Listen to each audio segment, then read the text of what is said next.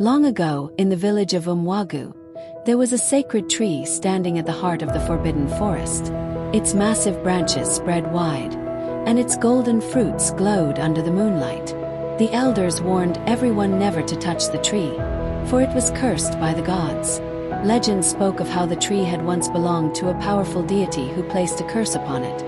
Whoever eats its fruit shall awaken the wrath of the spirits, and their greed shall bring misfortune upon the land.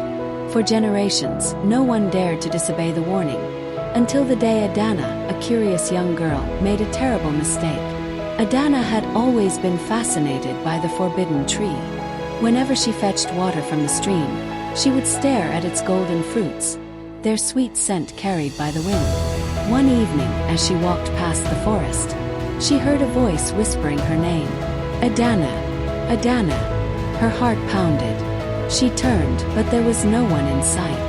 The whispers grew louder, and she realized they came from the tree itself. The golden fruits shimmered, and an overwhelming desire filled her heart. What if I take just one bite? What harm could it do, she thought. Ignoring her grandmother's warnings, Adanna reached up and plucked a fruit. The moment her teeth sank into its soft flesh, the air around her changed.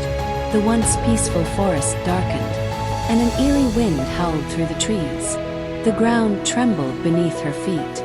A chilling voice whispered in the wind, "You have broken the ancient law, and now the village shall suffer." That night Umwagu was not the same. A thick fog rolled in, covering the village. The river, once clear and abundant, dried up overnight. The livestock grew weak, and the children fell ill. The villagers gathered at the obi, the chief's hut, confused and afraid.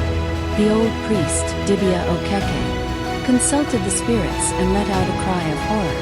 "Someone has eaten from the forbidden tree," he declared. Gasps filled the air. The villagers looked at one another, whispering in fear. Adanna felt her stomach twist with guilt, but she was too afraid to speak. The punishment for breaking sacred laws was death or exile. She could not confess, but the spirits knew. That night, strange shadows moved through the village. People reported seeing glowing eyes peering from the forest. A chilling wail echoed in the wind, and then people began to vanish. At midnight, Adanna woke to the sound of heavy breathing. She turned and screamed. Her mother's bed was empty. The walls of their hut trembled, and ghostly whispers filled the air. She ran outside, only to find chaos. Villagers were running, screaming. A dark mist snaked through the village, swallowing anyone in its path. One by one they disappeared, dragged into the shadows by invisible hands. The Dibia's voice rang out. "The spirits will not stop until the thief confesses." Adanna's legs felt weak. She wanted to run to hide, but she knew there was no escape. With trembling lips, she stepped forward. "It was me," she whispered. "I ate the fruit." A deadly silence followed. The villagers stared at her in horror. Then, the ground split open beneath her feet. Dark tendrils of smoke rose from the cracks, wrapping around Adanna's ankles. The spirits had come for her. "Please, spare me," she begged. But the spirits did not listen. The Dibia lifted his staff.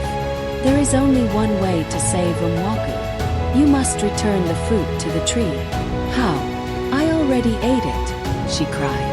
The spirits shrieked. The wind howled. And then the Dibia spoke again, his voice grave.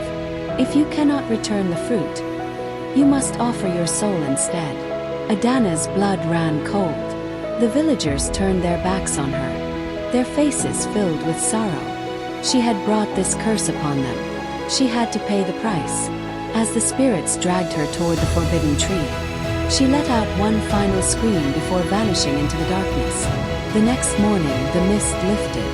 The river flowed again.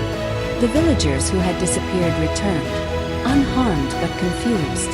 The curse was broken, but at the center of the village, the forbidden tree stood taller than before, and hanging from its lowest branch was a single golden fruit, with Adanna's face carved into it. From that day on, no one in Umwagu dared to enter the forbidden forest again, for they knew The spirits were always watching.